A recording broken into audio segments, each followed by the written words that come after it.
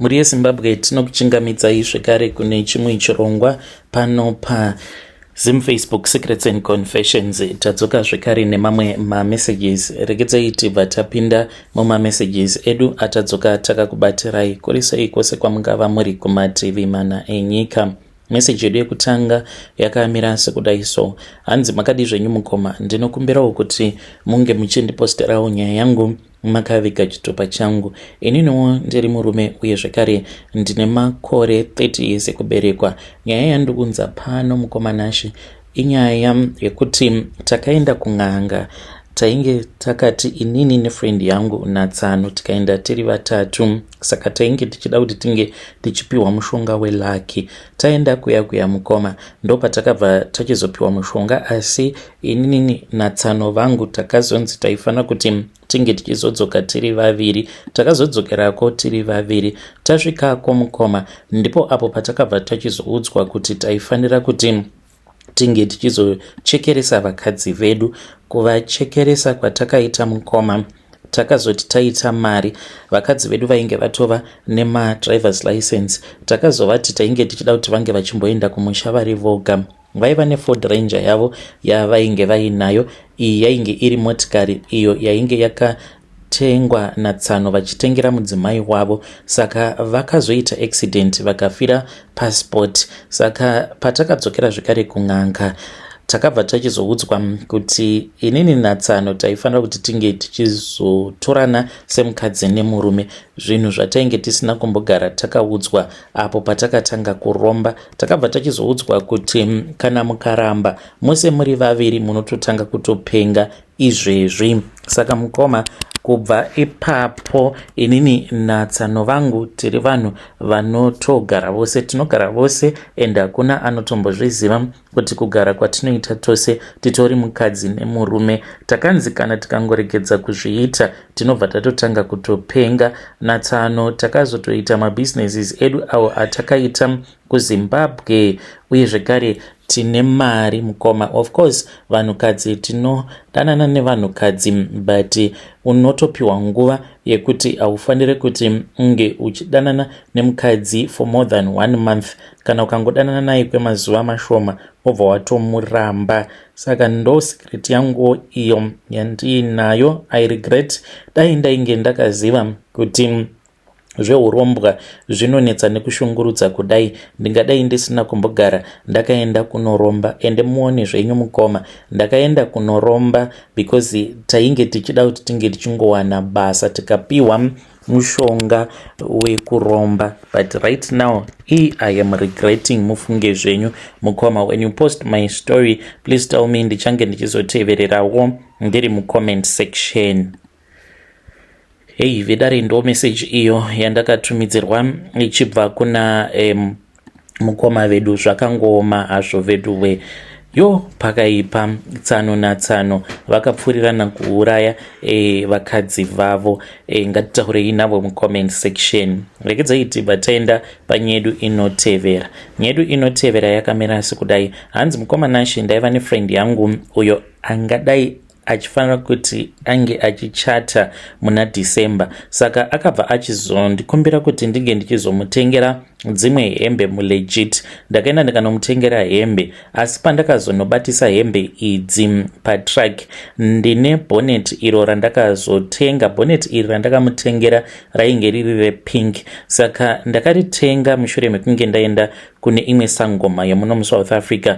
Ndakabva ndachizovaudza gogo ivavo kuti ndainge ndichida kugadzira friend yangu. Vakanditi ko wadiwa ngomuuraya instead yekuti unoswera uchimutambudza nekumurwadzisa kuti marriage yake isazofamba zvakanaka. Chingomuuraya angofa ka1 otoziva kutoti watoita revenge, because kune mamwe maprevious awo aainge akandiitira. Saka vakazondiudza kuti chitsvaka chokumutengera. Ndakabva ndachizotenga bonnet. Ndatenga bonnet rangu riya repinki. Ndakabva ndachizoenda naro kudare kwavo gogo ivavo. Vakabva vachizoritora, vakatora tsono neshinda yeblack, vakangosona padiki diki zvekuti painge pasingatombooneki.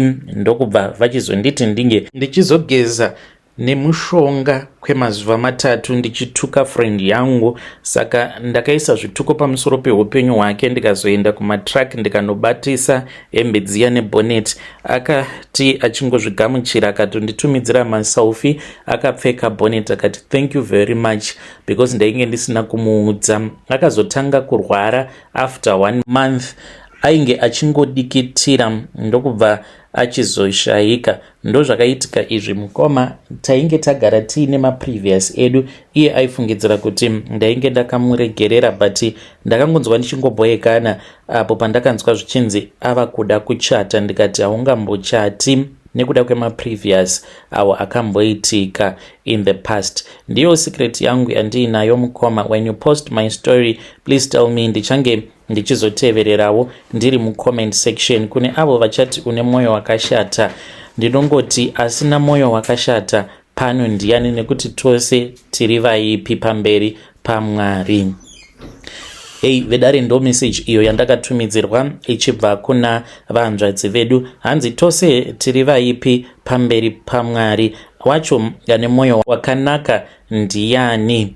Regedzai tibva taenda panyedu inotevera. Nyedu inotevera yakamira sekudai. Hanzi mukomana Ishe makadii zvenyu? Ndinoda kureurura kuti ndakajoina a secret society muno muSouth Africa, ndiko kupfuma kwangu kwandakazoita.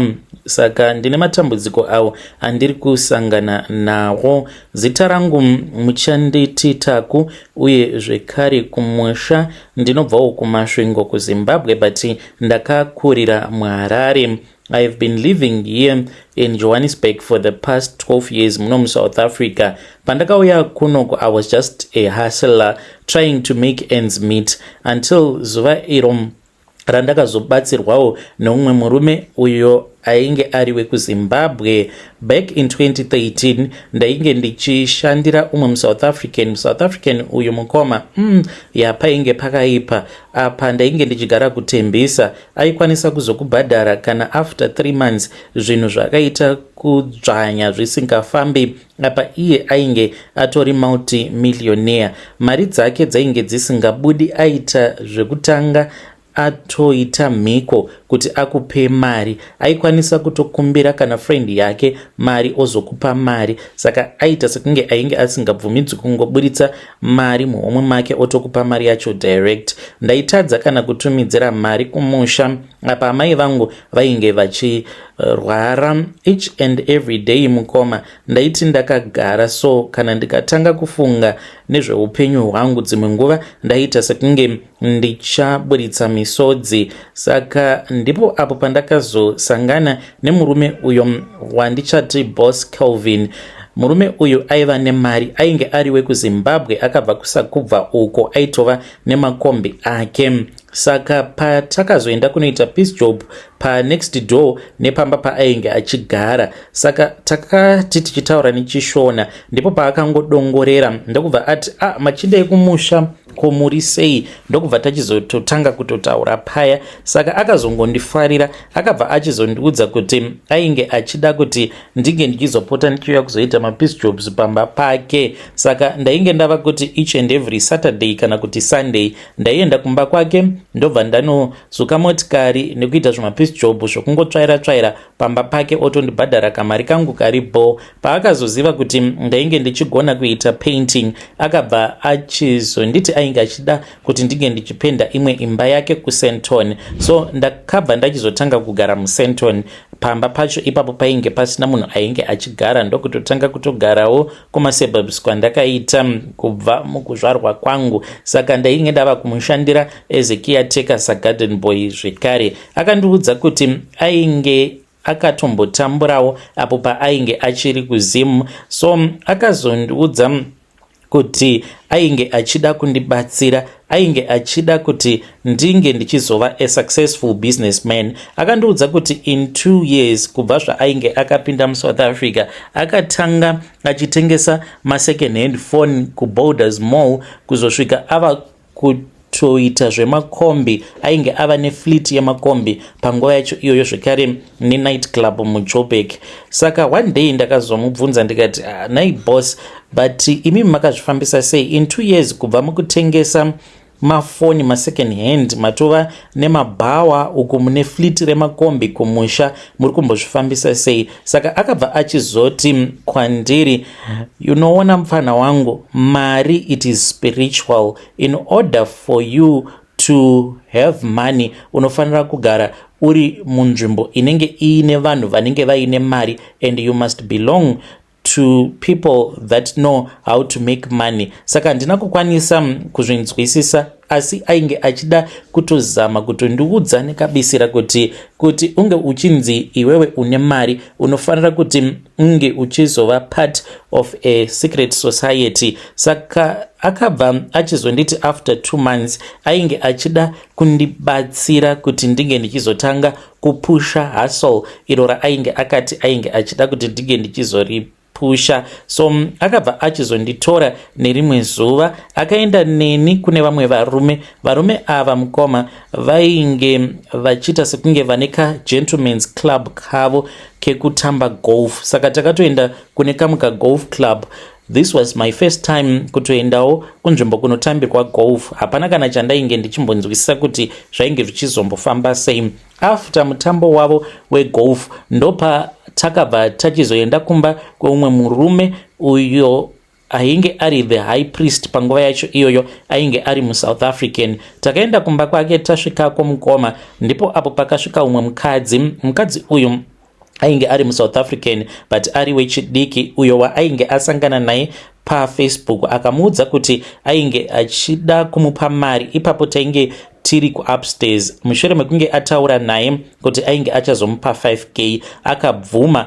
Pakabva pachizounzwa imwe table ikaiswa pakati peliving rooms. Kana iye akanzi aifanira kuti ange achizorara pamusoro petable asina kana kupfeka anything. Vakatanga kumudira ropa. Ndikabva ndachizonzi ndinge ndichikururawo nhumbi dzangu ndinge ndichizorara naye. Vose vakatarisa vachitora mavideos. Then ndokutopinda kwandakaita mune zvinhu zvesatanism. Ndiri pamusoro pake vainge vachindibvunza kuti unoda kupfuma here? Ndikati vobva vanditi okay. Vobva vandidira zvekare rimwe ropa. Vonditi unoda motikari here? Ndoti vonditi okay. Vobva vandidira zvekare rimwe ropa. Kusvika vapedza kundibatsira kuita mhiko dzose idzo dzandainge ndichinzi ndaifanira kuti ndige ndichizodziita. Vakanditi kubva zuva ranhasi ziva kuti mweya wako hausisiri kuna Mwari asi mweya wako wava kuna Satani. Unobvumirana nazvo here? Pandakangoti mukomanachi, ndakabva ndaona rima kumberi kwangu. Pandakazomuka ndakamuka ndiri mune imwe bedroom iyi yainge ingori nemubhedha chete wainge uri pakati peroom, uye zvekare mainge muine nyanga dzakasiyana siyana dzainge dzakanamatidzirwa kumadziro, uye zvekare nemabakatwa awo ainge arimo. Pandakamuka ndopandakaona umwe murume ainge ari weblack, uyo akauya akandipa ring. Ndikabva ndachizonzi ring, this was after murume iyeye anyangarika. Ndikazonzi ring iyi yawapiwa ndiyo ichava shamwari yako. Ring iyi iyo ndiyo inoratidza kuti mweya wako hausisiri kuna Mwari asi mweya wako wava kuna Satani. Ichakupa zvose zvaunenge uchida. Inofanira kuti inge ichizopota ichizotendwa ring iyi nekufamba kwenguva. Ndikabvunza kuti yaifanira kuti inge ichizotendwa nei, zvikanzi neropa.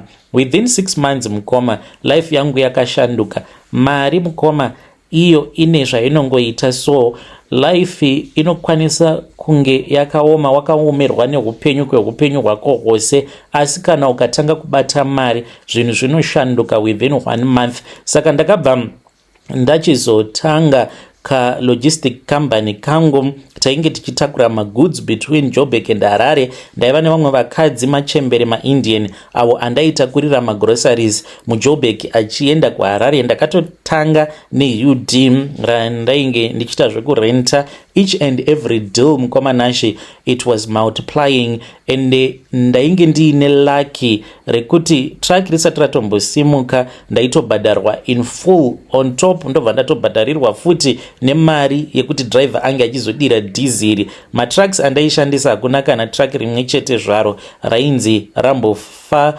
murodhi. Ndakatenga motikari ndikatenga apartment kuRandburg.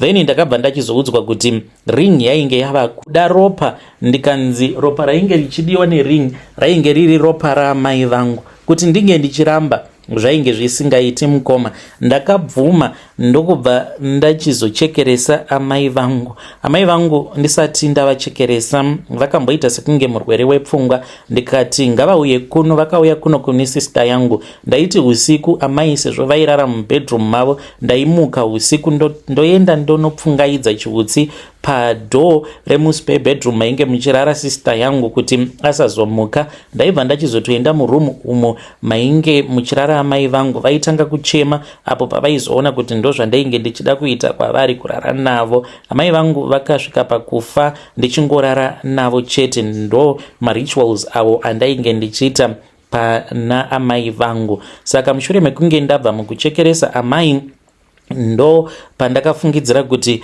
ndainge ndapedza nemarituals, but handina kunge ndakaziva kuti zvainge zvatotanga. Nerimwe zuva ndakarota umwe murume uyo akauya kwandiri. Murume uyu ainge akaita kunge mbudzi but ari murume. Akangouya kwandiri ndokubva anyangarika. Ndakabva ndachizofonera boss Kelvin pandakangomuka because hope idzodzo dzakandivhundutsa. Akangoti, baba, it is time yekuti munge muchigadzira altar mumba menyu kuitira kuti munge muchizadzikisa sezvamakareva. Mangwana acho makuseni zuva risati rabuda, boss Kelvin vakauya vakanditora tikadriva tikaenda kuMidrand uko kwatakanosangana neumwe mukadzi muSouth African uyo akatipa zvandainge ndichifanira kuti ndinge ndichizogadzira pakunogadzira altar.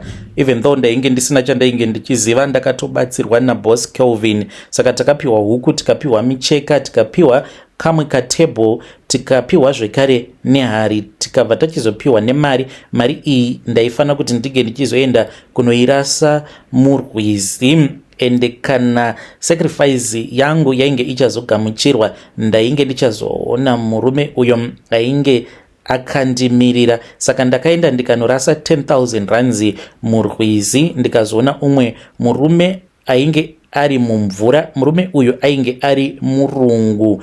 Akangonditarisa akanyemwerera akadzokera mumvura. Kubva ipapo mukoma zvinhu zvangu zvakanyanyisa kutowedzera kufamba. Ndikatenga matrucks 5 aingofamba without any problems. Ndikavakisa imba yangu kunonzi kuNorth Riding. Ndainge ndava nemari mukoma, asi handina kunge ndakaziva kuti zvinhu izvi zvinenge zviine malimits. Kunyange uine mari haukwanisi kuti unge uchidya mari yacho madiro. Ndakabva ndachizonzi ndaifanira kuti ndinge ndichinamata nekutsanya, ndichinamatira kuti dhimoni renhamo ringe richiburuka mudzinza kuitira kuti hama dzangu dzinge dzichizotambudzika. Hama dzangu mukoma dzinotambura zvimwe zvinosemesa zvekusvika pakunhonga svosve nemuromo. Uye ndakatsanya kwe20 days ndichitsanyira kuti vange vachizova vanhu venhamo nekusingaperi. Ndakanzi upenyu hwangu hwose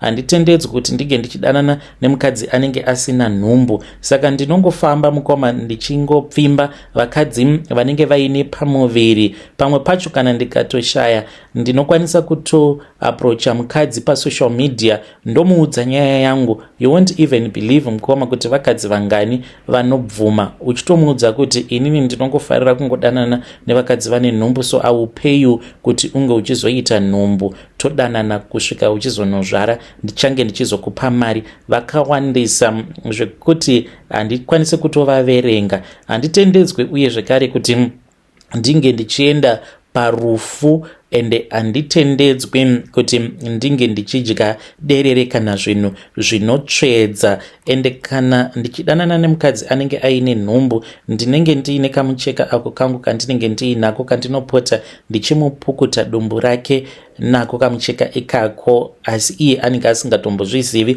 kuti ndinenge ndichitozadzikisa mhiko dzangu. Ndo zvandakaita izvi mukoma, but ndakadzidza chidzidzo. Dai kwanga kuri kunzi ndaikwanisa kurivhesa nguva, kudzosera nguva kumashure, ndaidzosera hangu nguva kumashure.